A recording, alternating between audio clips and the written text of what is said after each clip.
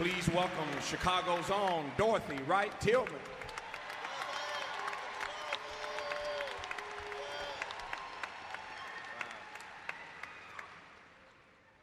Sister Dorothy, I come to you now following Dr. Malveau's brilliant presentation on how we are faring, or not, as it were, in this economy, what the stimulus is or is not doing, has or has not done for black life in America. I come to you because, in love, at the center of this table, one of the questions it seems to me we have to earnestly wrestle with is how we do this when so many black folk think that to raise these issues is to hate on the president, to give him a hard time, to be unfair to him. He inherited all this stuff from Bush. He's got a lot on his plate. You hear these arguments. You're a former alderman. You're on the radio here in Chicago every day. You have wrestled with these issues. You knew Barack Obama before he first ran for office. You took him around Chicago, introduced him to people to help him get elected to the Illinois State Senate here. But this question is real. How do you have this kind of conversation? How do you raise these issues when people think, too many of our people think, that to raise these issues is hating on the president? You know, Dr. King said we'd take the moral authority. It's been 40 years since they murdered Dr. King. So we are wandering around in the wilderness, and it's time to come out. Time to come out. Now, I think that we have the responsibility to bring the question to the President of the United States. I don't care what color he is, because that's when you're dealing with the content of the character. It's not the color of the man. It's about what's going on with our people.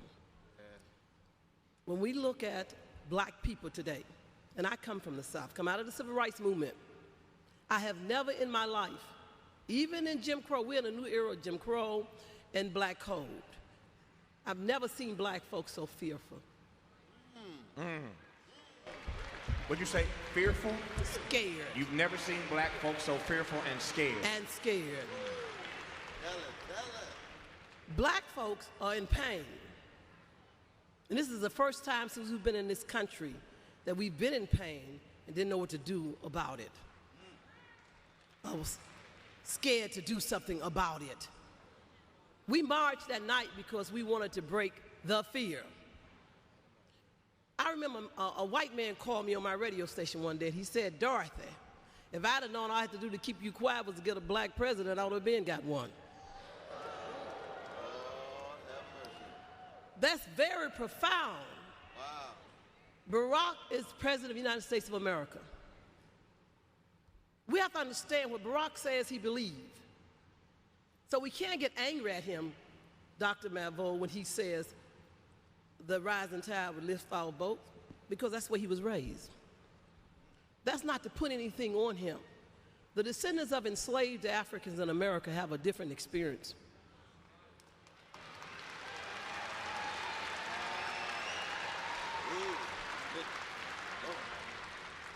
First of all, we're the only group of people in this country that did not voluntarily come here.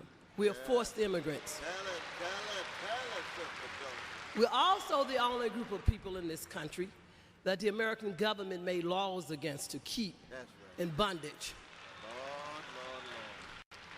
America, one thing about America, they love to talk about stuff. They say, let's talk about it. You talk about it, you get it out, you get it out. But when it comes to the black, enslaved and black people, they say, shut up, be quiet, don't talk about it, because blacks, we are America's dirty little secret, as Dr. Claude Anderson said. And America don't want to deal with the whole question of reparation, repair, and the damage. Here we have a black president. We have Congressman Conyers, who's over the Judiciary Committee. And we can't even get H.R. 40 out, just for a study of slavery. Something is wrong with that. When we talk about unemployment, Dr. Malveau, there's a reason why black unemployment, other than racism and systematically what they've done to us, is so high. It's because the government and black people hire more black people than anybody. If you don't have businesses, you can't hire black people. When you look at our community is being gentrified. People are being spread out all over the place to keep moving. But you be quiet. You don't talk about the fact that your schools, in the city of Chicago, they gave the Latino community $98 million to build a school. They closed black schools in the city of Chicago, but don't talk about it. The President of the United States have a Department of Education for Hispanics. We need a Department of Education for black people too. I'm not knocking them. And he has someone over that. When he talked about urban affairs, when most of your urban cities, Detroit, Gary, Chicago, Ohio, Philadelphia, are black people, he put a Latina, Hispanic over that, and never even put a black, just to balance that off. Do we not supposed to talk about that? Oh, Lord, yeah. Now, I don't get mad about the Tea Party. They doing what they're supposed to do. We supposed to do what we supposed to do. Whoa. There you go. There you go. You know.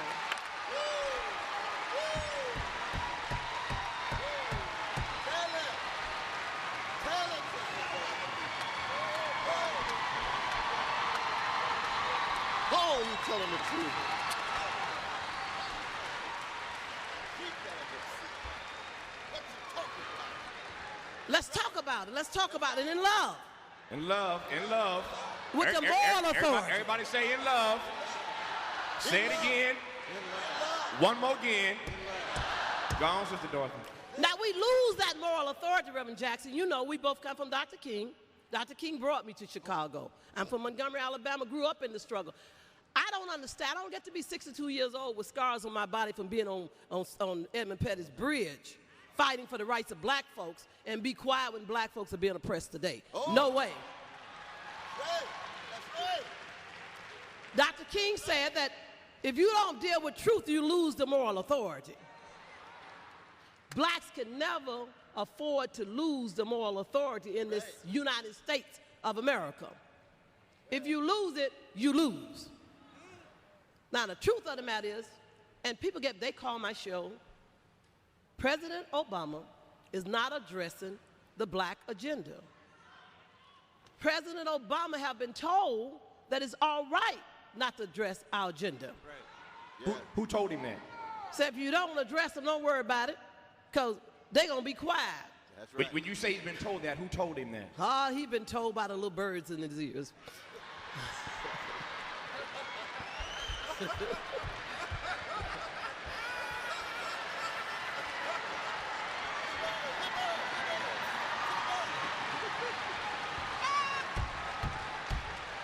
Tell it. Because we are so happy to have a black face in the White House that we have to get back in our place where they had us before. Now, let me tell you, I refuse, and I teach my children, and for the youth who's out there watching today, I grew up in the civil rights movement, and it's been young people who have really moved this movement. And if we don't stand and be strong, we cannot make our young people cowards by being quiet. We just can't do that. It is not about anybody around this table, Tavis. It's not about us. It is about our future. It is about our children. It is about our communities. We live in what you call representative government. Now, what makes me upset is that we work and put black folks in office, and they say, I can't deal with that. I can't deal with that. That's too black. Now, everybody thinks that something is wrong with you. Don't you know that everybody in this country and in the world expected the president to deal with the black agenda?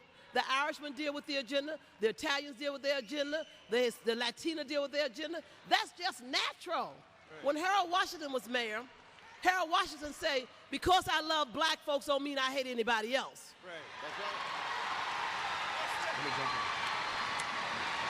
Dorothy Tillman, Chicago's own.